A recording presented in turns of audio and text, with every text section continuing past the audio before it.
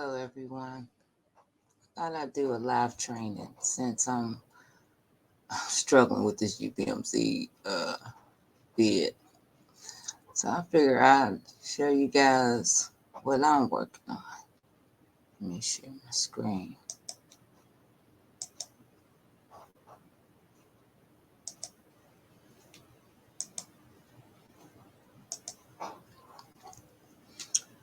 All right, so here's what I'm putting in the square footage. Shoot, I need that other paper. I don't know if you guys can see this, but here's where the square footage is. Write that down. So the first square footage is 1,600. So I'm gonna do express because I don't need, like, this doesn't really matter. Except for I will make these tile because here's preset and I don't want that. So 1,600 square feet for this section. Make it all tile.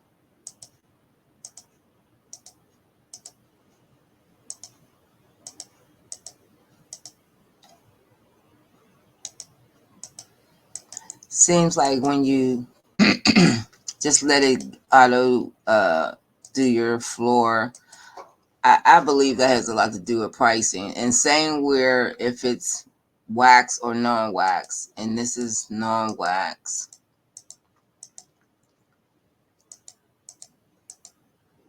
If you were doing wax, you would really have to calculate the square footage, how much wax or stripper, if you need stripper, how much stripper and wax you need to complete the job.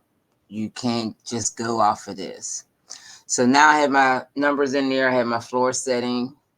It has to be at 100%. So I hit enter. And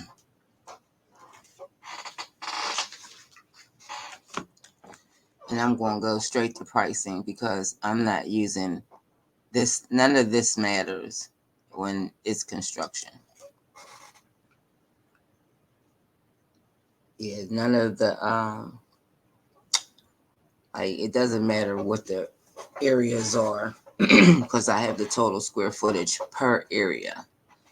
So here with 1,600 square feet, but I got to get the labor amount.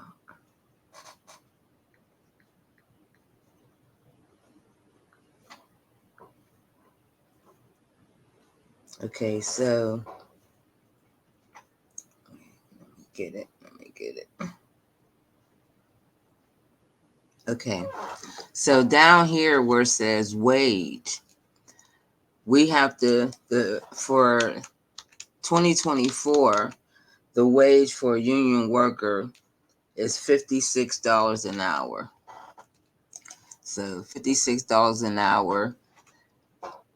For me, see where it says level of difficulty. When you don't really know how the project's going to be for construction, I always put very hard. And I'll put that for each level because I have the rough, main, touch up. And challenges. There's always many challenges on a construction project. And the expectations, they have very demanding expectations. So now that I made those changes, I will recalculate. Now what it's telling me is on a rough clean at $56 an hour, it would be the highest price point would be $626. But what I have to do, I have to times that. We guesstimated because of this piece here. If we would have got the whole project, we estimated 10 people. So since it's just this section, we estimated 5. So what I have to do is times this number. I have to times this number times 5 and add it to that. That's what I need to do. Okay, so for the rough clean,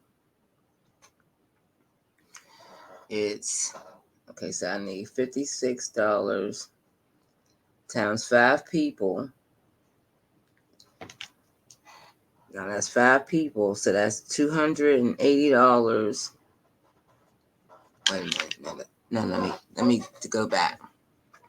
So I have $56 an hour times 8, and then we're going to say 40 hours a week. So just for one day, 8 hours is $448 a day per person. So that would be 448 times 5 people. So that would be $2,240 a day times 5. So that would be $11,200 a week. Okay, so that's the rough. Then the main. Okay, see here, the main says the highest number. I'll go with the highest number. 1878. So 1878.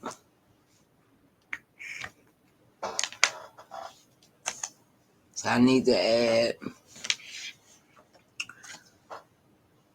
$2,240 a day.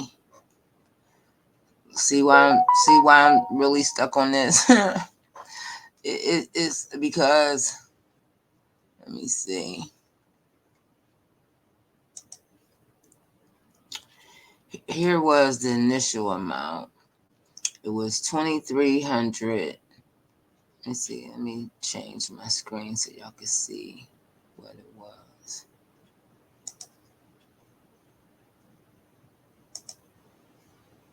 Let me change it.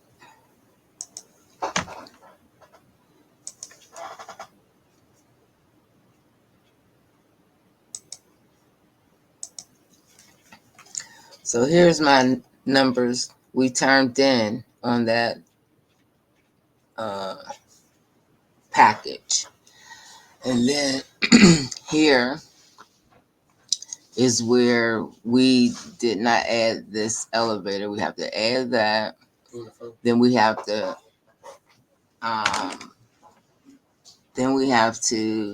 add 2 more years to this price here. So that's what I'm doing. So I have to add those 2 years to these prices. So like I said, I'm on a different level of bidding. And so I'm playing with that. It's like mind-boggling, trying to make sure that we don't underbid. So I'm playing with the numbers. Then my partner, she do union work. I've never done union work, so I'm actually going to learn how to do union work, because when you have union laborers, you're not allowed to clean. So you're not allowed to do anything. You just literally supervise. So, and then there's a different payroll tracking and all that. So I'm about to learn something new. I mean, I've done construction cleaning, but I've never did any projects where you had to have union laborers. So I really got to play with this. I thought I could do it online, but you see, it's kind of difficult. So I just wanted to give you guys an idea of the program. Let me show you something else on there. Let me see.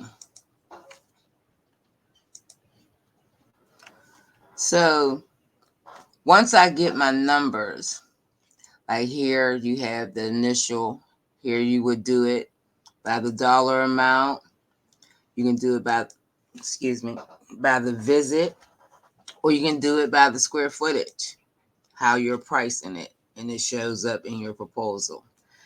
Let me real quick show you, wait, let me real quick show you what the proposal would look like, but I don't have no numbers in it, but I'm gonna show you.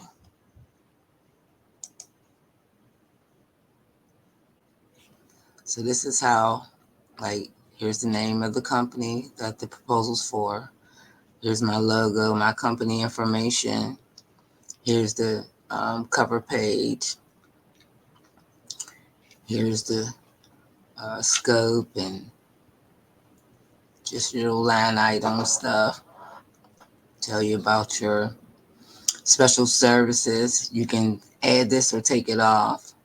Scheduled service. I didn't go into that part to bring that stuff out. Invoicing, supervise, supplies, equipment, insurance. Um, Here's your service agreement. This is all construction should have a glass waiver because most construction always have glass. Now here's your scope. Tell them what all you're going to be responsible for. And in construction, it's real kind of specific, but you can add or delete any of these details if you need to. And then I'll go here in options, and here's the line items that are in your proposal. So here's your cover page. Here's your cover letter. General information, and if you didn't want to use what that say, you can create your own. This is the compensation. Now the amounts would have been here had I had numbers in there. Special service. Anything that's checked will show up in your proposal.